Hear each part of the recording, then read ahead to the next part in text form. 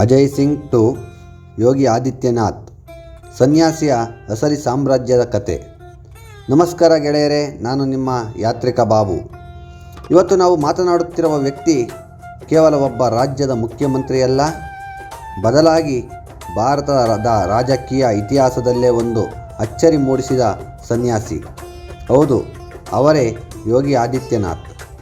ಇವರ ಕತೆ ಶುರುವಾಗುವುದು ಜೂನ್ 5, 1972ರಲ್ಲಿ ಉತ್ತರಾಖಂಡದ ಪಂಚೂರು ಎಂಬ ಪುಟ್ಟ ಹಳ್ಳಿಯಲ್ಲಿ ಇವರು ಜನಿಸಿದರು.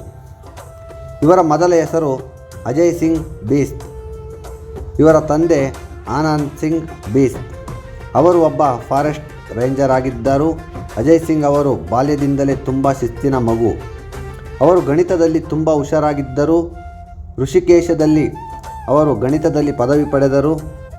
ನಿಮಗೆ ಆಶ್ಚರ್ಯವಾಗಬಹುದು, ಇವತ್ತು ಕಾವಿ ಬಟ್ಟೆ ಧರಿಸಿರುವ ಈ ಸನ್ಯಾಸಿ ಅಂದು ಒಬ್ಬ ಅತ್ಯಂತ ಪ್ರತಿಭಾವಂತ ಸೈನ್ಸ್ ಸ್ಟೂಡೆಂಟ್ ಆಗಿದ್ದರು. ಅವರು ಮುಂದೆ MSc ಮಾಡಬೇಕು ಅಂತ ಕನಸು ಕಂಡಿದ್ದರು. ಜೀವನದಲ್ಲಿ ಎಲ್ಲವೂ ನಾವು ಅಂದುಕೊಂಡಂತೆ ಆಗುವುದಿಲ್ಲ ಅಲ್ವಾ? ಅಜಯ್ ಸಿಂಗ್ ಅವರು ಜೀವನವನ್ನು ಒಂದು ಘಟನೆ ಬದಲಿಸಿತ್ತು.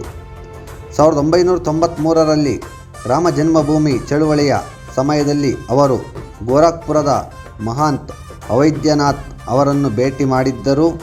ಆ ಒಂದು ಭೇಟಿ ಅವರ ಮನಸ್ಸನ್ನು ಪೂರ್ತಿ ಬದಲಿಸಿತ್ತು. ಕೇವಲ 21ನೇ ವಯಸ್ಸಿನಲ್ಲಿ ಯೌವನದ ಎಲ್ಲ ಸುಖಗಳನ್ನು ತ್ಯಜಿಸಿ ಸನ್ಯಾಸಿಯಾಗಲು ನಿರ್ಧರಿಸಿದರು. ಮನೆ ಬಿಟ್ಟು ಬಂದ ಮಗನನ್ನು ಹುಡುಕಿಕೊಂಡು ಅವರ ತಂದೆ ಬಂದಾಗ ಯೋಗಿ ಹೇಳಿದ್ದು ಒಂದೇ ಮಾತು: ನಾನು ಕೇವಲ ಒಂದು ಕುಟುಂಬಕ್ಕೆ ಸೀಮಿತವಾಗಲು ಇಷ್ಟವಿಲ್ಲ, ಇಡೀ ಸಮಾಜವೇ ನನ್ನ ಕುಟುಂಬ. ಅಲ್ಲಿಂದ ಅಜಯ್ ಸಿಂಗ್ ಮಾಯವಾಗಿ ಯೋಗಿ ಆದಿತ್ಯನಾಥ್ ಎಂಬ ಹೆಸರಿನೊಂದಿಗೆ ಹೊಸ ಜೀವನ ಆರಂಭವಾಯಿತು.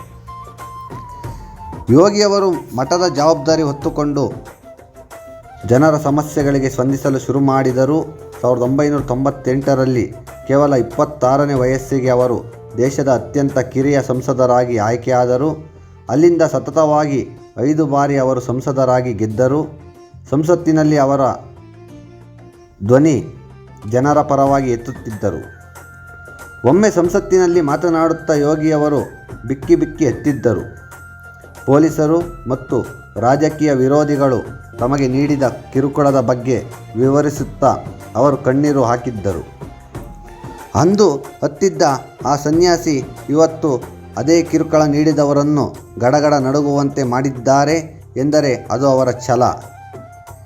ಈಗ ಈ ವಿಡಿಯೋದ ಅತ್ಯಂತ ಪ್ರಮುಖ ಘಟನೆಗೆ ಬರೋಣ. ಅದು ಏಪ್ರಿಲ್ 20, 2020. ಭಾರತದಲ್ಲಿ ಕರೋನಾ ತಾಂಡವವಾಡುತ್ತಿತ್ತು. ಇಡೀ ದೇಶ ಲಾಕ್ಡೌನ್ ಆಗಿತ್ತು. ಅದೇ ಸಮಯದಲ್ಲಿ ಯೋಗಿಯವರ ತಂದೆ ಆನಂದ್ ಸಿಂಗ್ ಬಿಸ್ತ್ ಅವರು ದೆಹಲಿಯ ಆಸ್ಪತ್ರೆಯಲ್ಲಿ ನಿಧನರಾದರು. ಒಬ್ಬ ಮಗನಾಗಿ ತಂದೆಯ ಅಂತ್ಯಕ್ರಿಯೆ ಮಾಡುವುದು ಅವರ ಧರ್ಮವಾಗಿತ್ತು. ಆದರೆ ಯೋಗಿ ಆದಿತ್ಯನಾಥ್ ಅವರು ಮನೆಗೆ ಹೋಗಲಿಲ್ಲ. ಏಕೆ ಗೊತ್ತಾ? ನಾನು ಮನೆಗೆ ಹೋದರೆ ಸಾವಿರಾರು ಜನ ಸೇರುತ್ತಾರೆ, ಲಾಕ್ಡೌನ್ ನಿಯಮ ಉಲ್ಲಂಘನೆಯಾಗುತ್ತದೆ, ನನಗೆ ನನ್ನ ತಂದೆಗಿಂತ ನನ್ನ ರಾಜ್ಯದ ಜನರ ಜೀವ ಮುಖ್ಯ ಎಂದು ಅವರು ನಿರ್ಧರಿಸಿದರು. ತಂದೆಯ ಅಂತ್ಯಕ್ರಿಯೆ ನಡೆಸುತ್ತಿದ್ದಾಗ ಅವರು ಲಕ್ನೋದಲ್ಲಿ ಅಧಿಕಾರಿಗಳ ಜೊತೆ ಮೀಟಿಂಗ್ ಮಾಡುತ್ತಿದ್ದರು.